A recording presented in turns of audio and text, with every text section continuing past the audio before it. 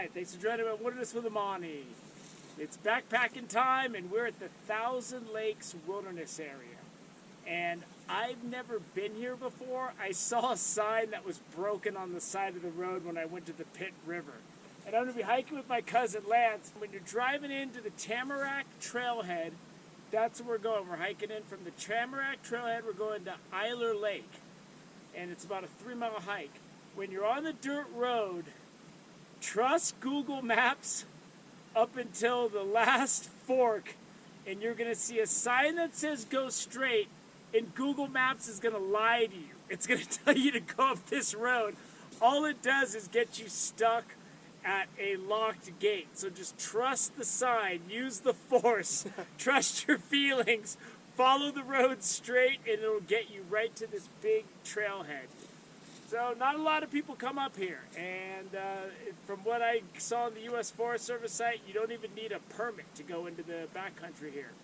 But it's a Thousand Lakes Wilderness, and we're going to be going in here for the first time, and I got a feeling this is going to be one of many hikes. So let's get going. It's already pretty late, and it's already getting hot, so I'm going to start melting if we don't start hiking real soon.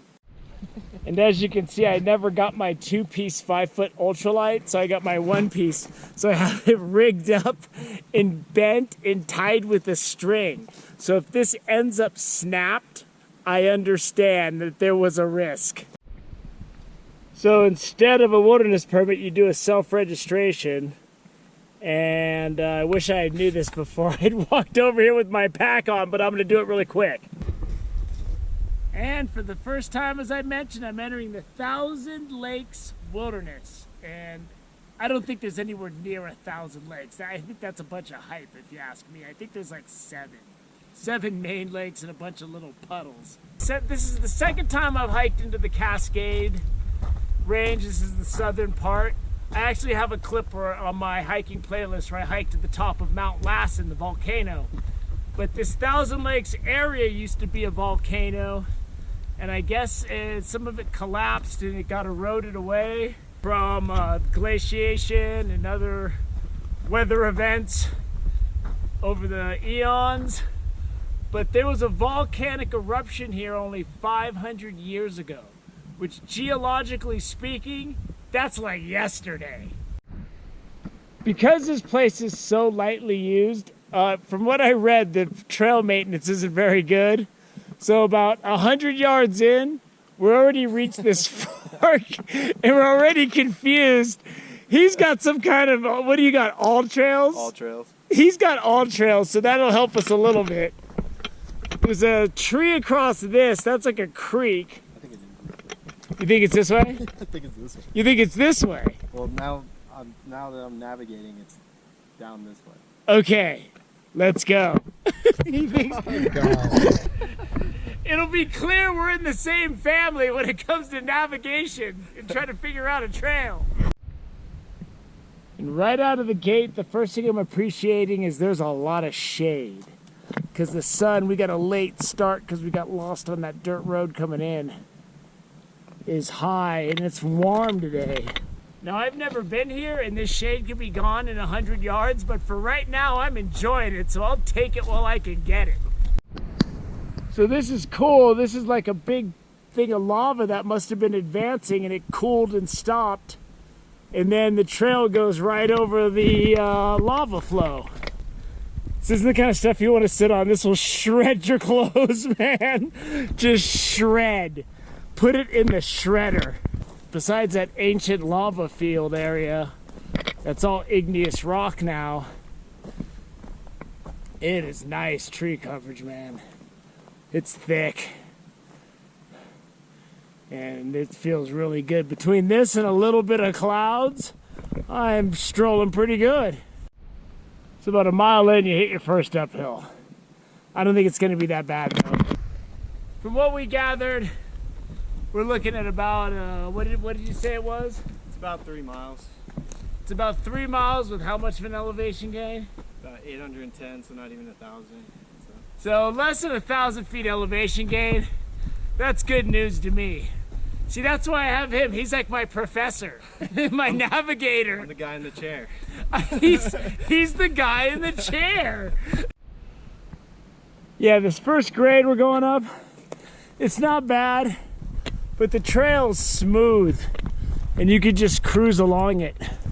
Besides that open lava rock area that I showed you, that was kind of rough on the feet, but so far the trail's been really smooth. I read that this trail wasn't really maintained, but it's definitely got steps. I mean, that's a pretty good looking section for something not maintained. Now, when I say I read, that means I read one thing and like a couple of comments over about a 10-minute period. So if you envision me sitting and doing hours of research, no. More like 10 minutes this morning before I left. It's all relative, but so far we're about 1.5 miles in, it's a 3-mile hike. It's pretty easy hiking. I mean, the trail, even when it's going uphill, it's pretty flat besides those stairs. And now we're just cruising through the woods, and it's nice. My kind of trail. There you go. This is the scenery's not spectacular, but this late and this hot, I'd rather have the shade than the spectacular views. I'm sure there'll be enough views eventually. Looks like a lot of fire came through here at one point, but as Lance said, looks like it could use another round. A lot of dead stands. So this is where the lack of trail maintenance comes into play. These fallen trees, the more tired you are, the more of a pain it is to get over these things. But at least they sawed the limbs off, so it makes it more passable. When you gotta go under something like this is when having a 5-foot rod bent and tied down, sticking up on your pack is a bad idea. About 2 miles in, you lose your cloud cover from just the burn in the fallen trees. But it's cool because everywhere you look, you see that volcanic rock and just signs of just all the volcanic activity over the eons. And it's cool. It's really cool being out here. This manzanita's really small. It's young still. But if this stuff grows to be full size, that'll definitely make this trail a little less enjoyable. Scraping through that. And there's more of that killer just volcanic flows and tailings and all the stuff that you see from those ancient eruptions. That rock is jagged, man. But I'm sure we'll be climbing around on some of it eventually. I'm not sure, but I think that's a killer view of Mount Lassen. What do you think? We're not positive. Do you concur? I can tell you it's in that direction. Okay. It's something. It's cool to imagine when you're hiking through here, when you look at that igneous rock, that volcanic rock, what it must have been like when it was all just glowing and hot. And you can see it up there as high as you can see. Hiking on this rock isn't as nice as the dirt though. Right around when you get to that last mile, this is a good push uphill. Got that big old wall of volcanic rock over there. That's cool, man. I love it.